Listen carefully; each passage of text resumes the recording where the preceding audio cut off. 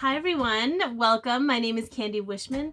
I'm a psychic intuitive, and I really should, I feel like I need to change my channel to Candi, Camp Hair, Camp Chair, Cards, and Candy or something. I don't know. I hope you guys are doing well. This video is for the divine feminines that associate with the sign of the zodiac sign of Sagittarius and are in a twin flame connection. So you could be a sun sign, moon sign, rising sign, or Venus sign Sagittarius. Or you could be watching because someone you care about is a Sag. Either way, I'm grateful you're here. What that means is the sun, the moon, the first house of your natal chart, or Venus were in Sagittarius at the time of your birth. All right, now, okay, here comes the spiel. So if you know my spiel, fast forward. If you don't, here we go. This is a general reading. Take what resonates, leave the rest. Some of it might be for you, some of it might be for someone else. So if you're triggered, know that it's just coming up to bring something into your peripheral so that you can heal it and release it or whatever you want to do with it. If it doesn't, if you're like, this doesn't make sense to me at all, it's the part of that message isn't for you. It's probably for someone else watching. And there's no judgment here. There's only awareness. As a twin flame, I know exactly how hard this journey is. Sometimes I burp when energy's flowing through me hard, just so you know. To preface that for people, I'm like, I can't help it. Now in this reading, I may not talk specifically about your connection, and I may not bring up your divine masculine. It all depends on what spirit needs you to know at this time, because the divine feminines are going through a massive death and rebirth process of really the part of themselves that were learned, you know, the things that we learned about others that aren't really ours is going away. And sometimes we don't know who we are without that. So there's a deep grief. There's a lot of grief in the collective right now, a lot of anger and frustration and confusion. And so I thought it would be good to do a chakra reading. And I want to make it really clear that as the divine feminine, your wheelhouse is energy and the energetic aspect of life. And in the connection, you're leading the way energetically, and the connection's energetic at its core. So you're actually the leader in this connection, and everything you learn about you and heal within you and shift within you and expand within you affects your connection and your divine masculine in a very positive way. So this reading is going to be all about you. Yep, that's right. All right, so we're going to start with the Earth Star Chakra. Oh, yes, sorry. Spirit is like, hang on, you're not done, you know, because 2 minutes of blabbering on isn't enough. What we're doing the chakra system because things are so turbulent. What's going to happen is your soul guidance team and my soul guidance team and our team of physicians are going to heal and balance and upgrade whatever chakras are needed at this time, and just to help things be a little bit more graceful and a little bit more ease for you through these transitions. And you get a little bit of information from spirit. So it's a win-win, I feel. Okay, we're going to start with your Earth Star Chakra. This is your connection to Mother Earth or Mother Gaia. And this is how I'm asking how you can be grounded at this time, or the most grounded at this time. Ooh, child, we got the Devil. And this is the Seeing Your Shadow card. So what I feel Spirit is saying is you're going to feel the most grounded when you're aware of your shadow. And what I'm getting from this is sometimes shadow shows up, and it's really, our shadows are, we're sometimes made uncomfortable by the shadow aspects of ourselves because they're unknown. They come out of nowhere. We fear them. And when we're in fear, we're not grounded. So I feel like what Spirit is saying is when you can be aware of your shadow and just honor it and embrace it and acknowledge it, you'll feel really grounded at this time. And we're really moving into a place of accepting all aspects of ourselves. Like there's nothing wrong with you. There is absolutely nothing wrong with you. And the more you can embrace that, and the more you can witness your own shadow and accept that, the less you'll feel like there's anything wrong with you. And I feel like you're going to feel really grounded in that, because no one can take anything away from you when you're solid in who you are. Okay. All right. For the root chakra, I am asking what a core trait is of yours, no matter where you are, no matter what you're doing, no matter how many times you shift and change and transition. This is a core aspect of you that won't ever change. Because I think we still need a little bit of stability in these fast-moving times. So what is a core trait of yours, Sagittarius? Oh, so we have the 8 of Wands, and the 8 of Wands is the new adventure card. This is also the first decade of Sagittarius, in case you're wondering. But I'm like, look at you showing up, ready for an adventure. So one of the really beautiful traits that you have, Sagittarius, is that you're always ready for a new adventure. You're always ready to be open to a new experience. And because of that, you're going to always be in a place of educating yourself and growing and expanding. And that's not going to change no matter your circumstances and no matter where you're at in your life. You're always going to be open to those new adventures and a new way to expand and grow. So know that doesn't go away. Okay. So for the sacral chakra, what feelings are coming forth right now and why? Oh, flipped right out. Okay, so we have the 2 of Wands. I'm not doing reverse in this, just so you know, which is magical manifesting.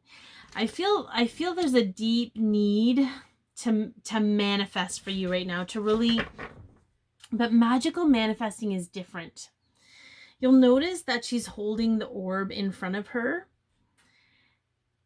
In this deck, one of the things I love about this deck is it speaks a little bit more about understanding the divine feminine's relationship with energy. And what I mean by that is, when we talk about manifesting, it's always about, you know, setting your intentions and doing certain things to bring things into you. And there's still an action there. There's still that healthy masculine energy, but the healthy divine feminine energy is a magnetizing energy. It magnetizes it. It's like a magnet. It doesn't, just the way that it is. It's almost like becoming, just being, is a magnet.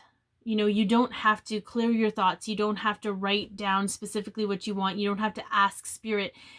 Just being as you are and being in that intention, I guess, is magnetizing what you want. So there's some kind of feeling around magical manifesting, and maybe that's part of what you're wanting to expand and learn more about at this time, so that you can call in what you need. Okay. But you're not acting on it. You're just existing, and it's coming to you because you're open to receive, if that makes sense. All right. So for the solar plexus, what can you do right now to support this transition, or yourself, or, you know, what can you act on at this time? Oh, so we have 2, and this one came right side up, but I will read this one. So we have the Knight of Coins, and the Knight of Coins is focused intention. Focused intention, right? The Knight of Coins is super, and we got the Knight of Wands that kind of came out with that too. And the Knight of Wands is daring change.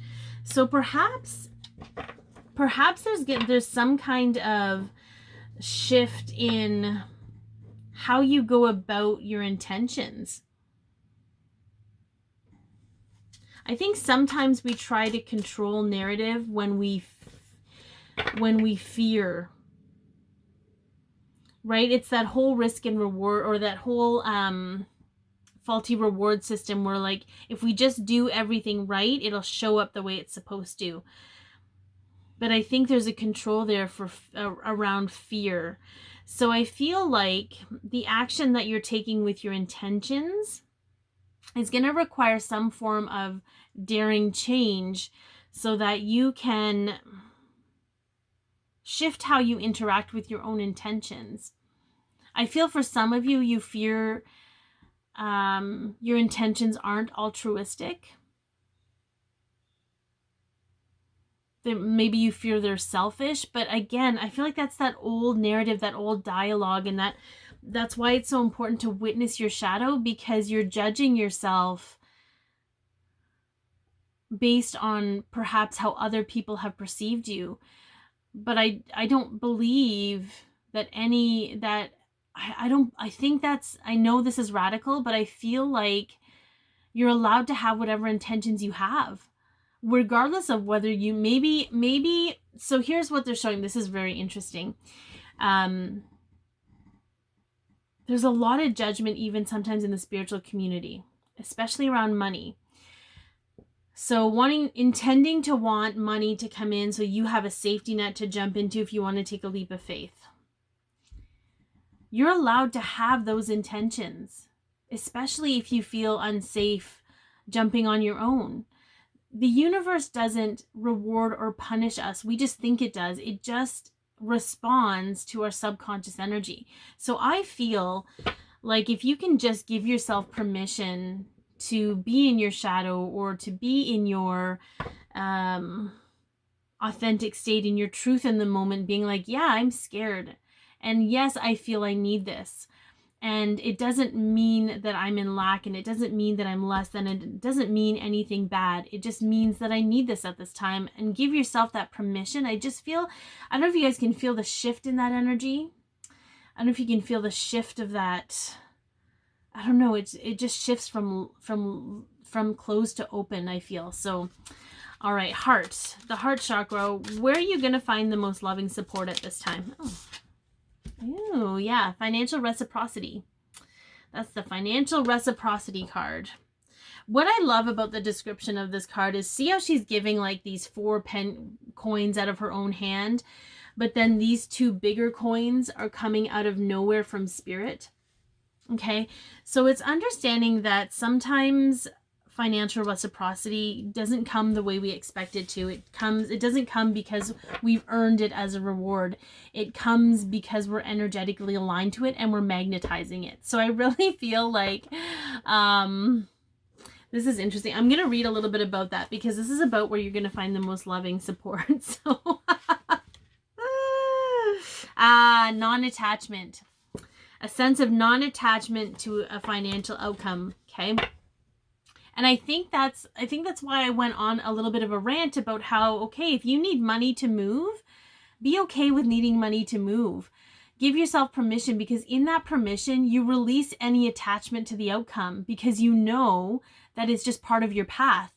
You haven't made it mean anything. It doesn't mean it's right. It doesn't mean it's wrong.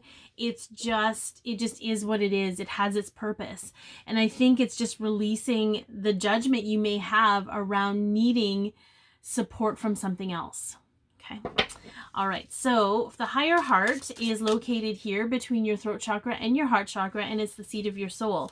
So what does your soul want you to know at this time, Sagittarius? So what does your soul want you to know at this time?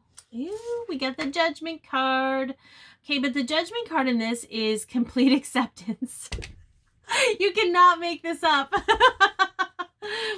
This whole process is so you can dive into absolute acceptance of yourself, good, bad, and ugly, because truly the only things that have been deemed bad about you are things you learned from other people about what is bad and what is good.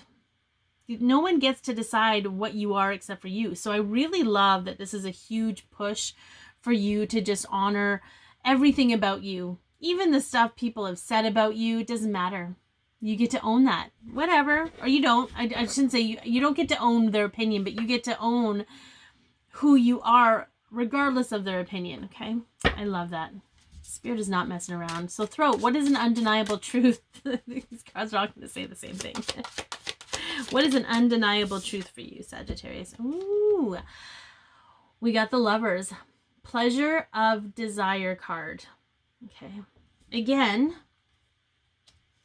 I don't know where this is coming from, so just hear me out. We've been made to feel like pleasure, desire, want is bad. We've been made to feel like all of those things are either superficial or they're, you know, not of God. Okay. Truthfully, though, we're here to experience. So an undeniable truth for you is to seek your pleasure and your desire, and to know that it's an innate part of your human experience. To know that it's this really beautiful, it can be an intimate interaction with another person, and there's nothing dirty or wrong or bad about it. You know, regardless of what that vision looks like to you, Sagittarius, this is your life, and you get to desire and you get to seek pleasure and experience pleasure however it is. And it's not just sexual, you know. Pleasure comes from all different kinds of things, and I think it's just made to feel, we've been made to feel bad about it, but I don't believe, you know, I don't know. I think that's all changing, you know. Crown, what is being, where am I? Nope, third eye. Skip the third eye. Can't skip the third eye. What view is being shifted for you? Oh, I love that. A sense of belonging. I'm telling you, these cards, okay, so when we shift into full acceptance of ourselves and fully belong with ourselves, we not only shift out of the energy of people that we perhaps were trying to be something we weren't in order to belong with them. We shift out of their energy, but we also magnetize and bring in people that we do belong with, people that are willing to accept and love us as much as we do. I really feel like your perspective of belonging is going to shift as you shift your own perspective of yourself. And if I could talk, that'd be beautiful, but here we are. All right, so the crown, what is being downloaded for you as a means of support? What codes, what message, what support is being downloaded for you? Oh, lots of Knight cards. Okay, we've had 3 Knight cards. So we have the Knight of Cups, which is an unanticipated offer. So I feel like here's the beautiful thing about the acceptance of self. The more that we accept ourselves, I don't know why this is so weird, but I don't have room for my other cards, so we're going to have to spread this out a little. It's my Virgo rising coming in, needing to make things fit, okay? This is me accepting that part of myself. So,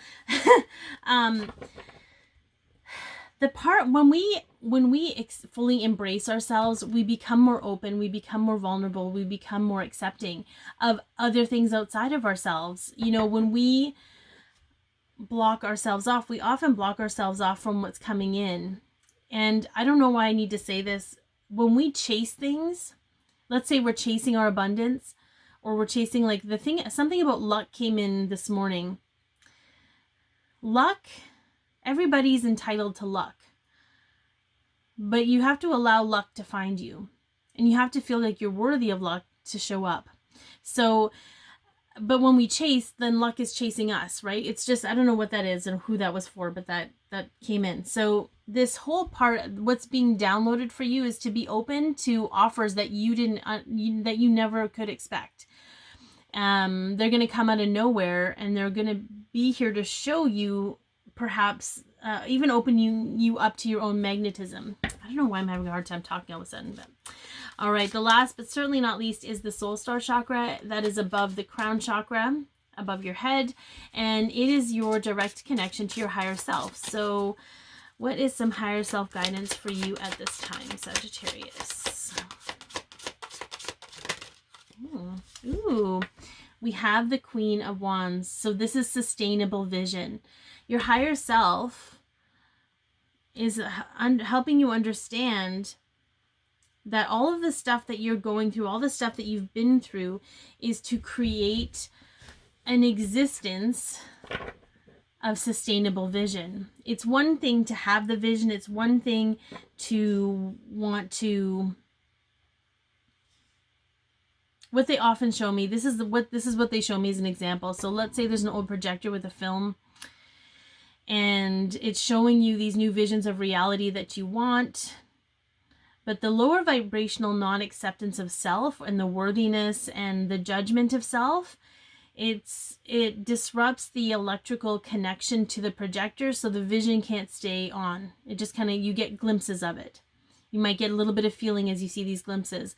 But what's happening is they're showing me, this is funny, they're showing me duct tape sealing the energetic connection, the electrical cord, okay, to your vision, so that it's more sustainable. And it's not something that you have to keep taping. It's something that once it's taped, it's good. But right now you're in the process of sealing your own energy so that you can have a more sustainable vision of the present and the future. So I hope that this has helped, Sagittarius. Be your peace, love yourself, share your light, and have an amazing day.